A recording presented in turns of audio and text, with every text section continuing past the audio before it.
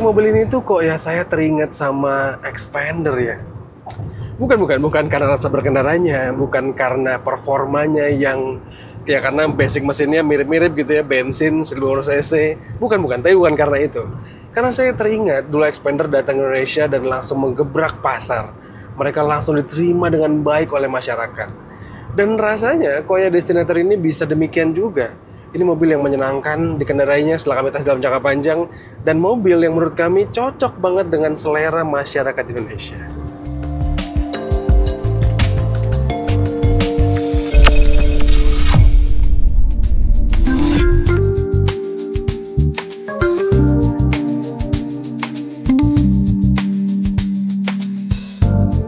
Kami udah pernah mengetes Destinator ini di berbagai skenario. Bahkan di sirkuit juga pernah dites performanya. Tapi kan namanya mobil keluarga kayak gini, tes sesungguhnya ya di kondisi real, dipakai stop and go di perkotaan, dipakai jalan jauh, dan kami sudah mengetes itu semua. Penilaian kami sih sangat baik untuk mobil ini, apalagi karena harga jualnya yang sangat kompetitif. Bayangkan, di tipe termurahnya, ini mobil nggak sampai 400 juta loh. Tapi kalau mobil yang kami tes ini sih, yang paling mahal, ya hampir 500 juta. Nah, antara Destinator tipe termahal atau yang ultimate dengan Destinator yang tipe termurah, itu tuh sebenarnya nggak banyak bedanya secara desain. Apalagi kalau kita lihat dari luar sini.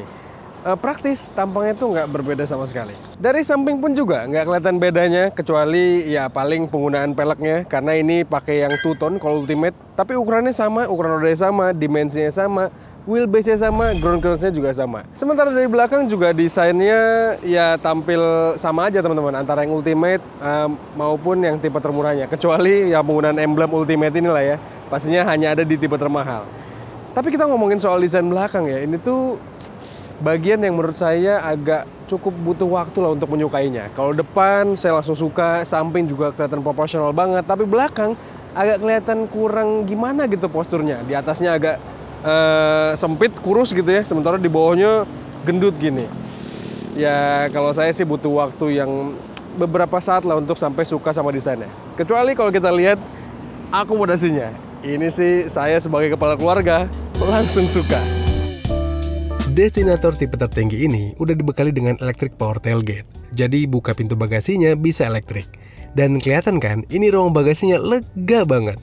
Bahkan kalau kita buka bangku baris ketiganya, rasanya ruang ini masih cukup lah untuk bawa beberapa barang. Terus khasnya Mitsubishi, mobil ini tuh akomodatif banget dengan banyak ruang penyimpanan baik yang terbuka maupun tertutup. Oh iya, kita juga udah tes duduk di bangku baris ketiganya, dan oke banget kok untuk saya yang punya tinggi 175 cm. Asal penumpang tengah mau mengalah dengan sedikit memajukan joknya ya. Duduk di bangku belakang sini terasa proper, karena Mitsubishi merancang platformnya dengan model ala teater. Jadi visibilitas penumpang belakang tetap ideal ke depan. Belum lagi, fasilitas di bangku baris ketiga ini juga oke kok.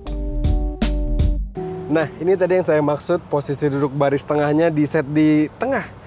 Ya, ini nggak terlalu mundur, nggak terlalu maju, tapi bagi saya yang orang dewasa, badannya gede, masih nyaman teman-teman. Ruang kaki masih ada sisa sedikit, ruang kepala juga oke lah ya. Tapi kalau di belakang nggak ada orang, kita mundurin aja. Nah, kita mundurin banget, supaya makin nyaman lagi di belakang sini. Dan ini tuh yang bikin perasaan semakin nyaman adalah ini karena aura kabinnya terasa benar-benar premium teman-teman. Selain material joknya yang berkualitas, ini juga hadir di tipe ultimate ini ada panoramic sunroof yang gede banget. Dan metode pembukaannya juga asik, selain bisa lewat atas gitu ya ada tombol, juga bisa diatur lewat layarnya. Jadi menarik sekali. Terus juga ini fasilitasnya mantap teman-teman, bahkan dikasih meja.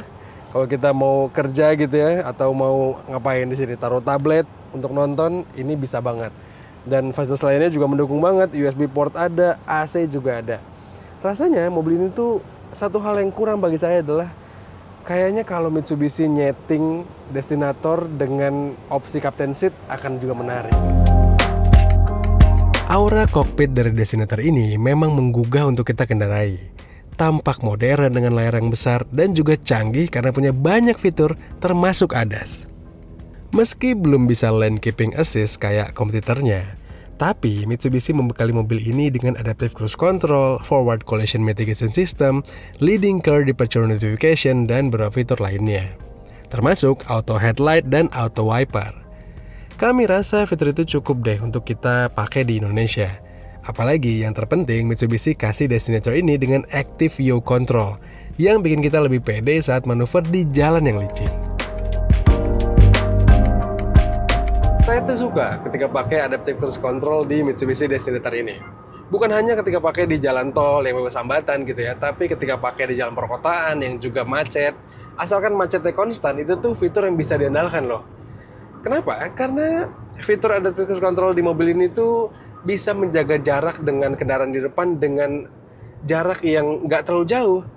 Jadi jaraknya cukup dekat sehingga ketika kita pakai di jalan yang merayap gitu ya, itu tuh nggak bikin kagok kendaraan lain. Jadi nggak bisa disalip sama mobil lain, dan itu tuh bisa banget diandalkan ketika macet. Jadi kita terbantukan sekali.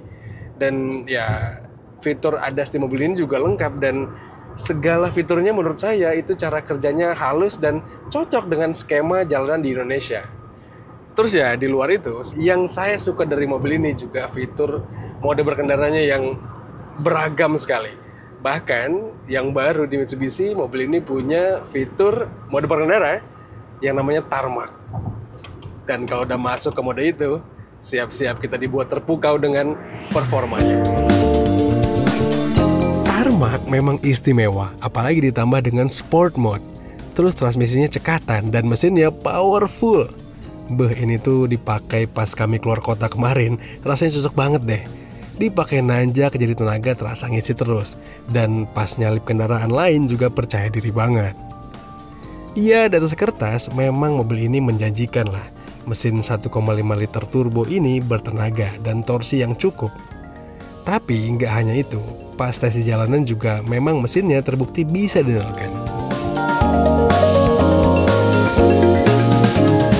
Tapi ya kalau kita memang kaum mendang-mending terus suka banding-bandingin mobil di atas kertas gitu ya, kelihatan kalau Mitsubishi Destinator ini bukan yang paling bertenaga di kelasnya. Bahkan kalau kita bandingkan dengan Honda CR-V Turbo, lalu juga dengan Chery Tiggo 8 yang pakai mesin 1.6 TGDI, ya kelihatan kalau Destinator ini tenaganya yang paling kecil di kelasnya.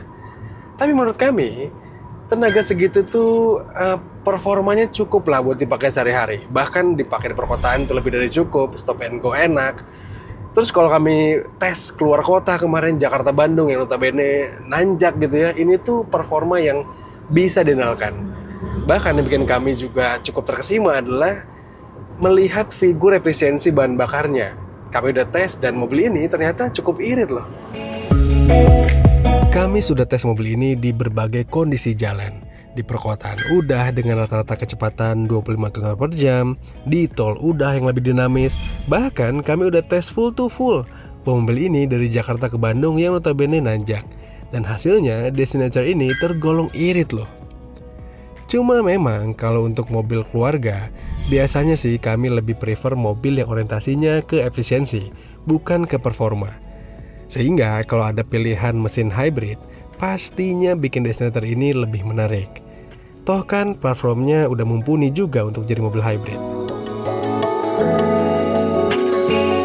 Bicara soal platform, saya tuh harus diakui kagum dengan kepiawaian Mitsubishi membangun Destinator ini.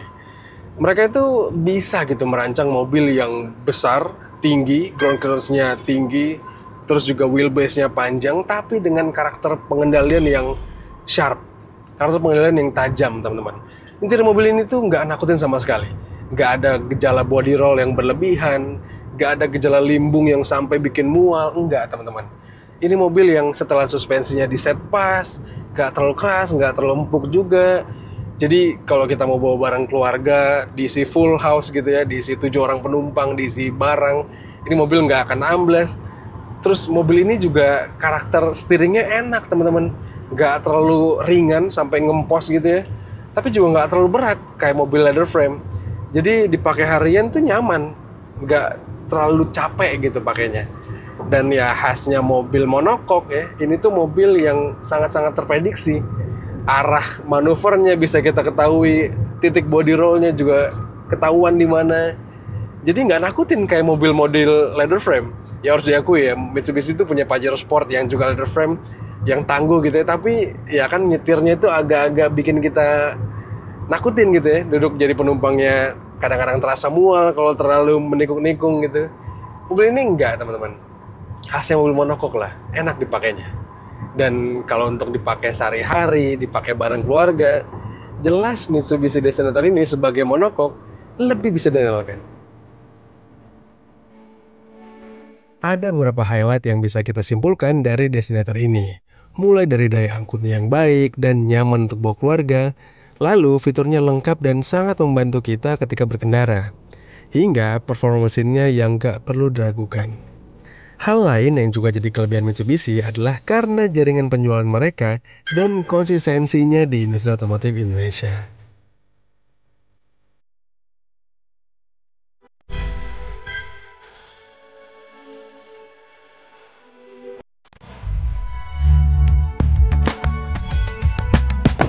Lantas dengan harganya yang juga sangat kompetitif, mobil ini, Destinator ini rasanya perlu kalian masukin ke daftar mobil keluarga incaran kalian.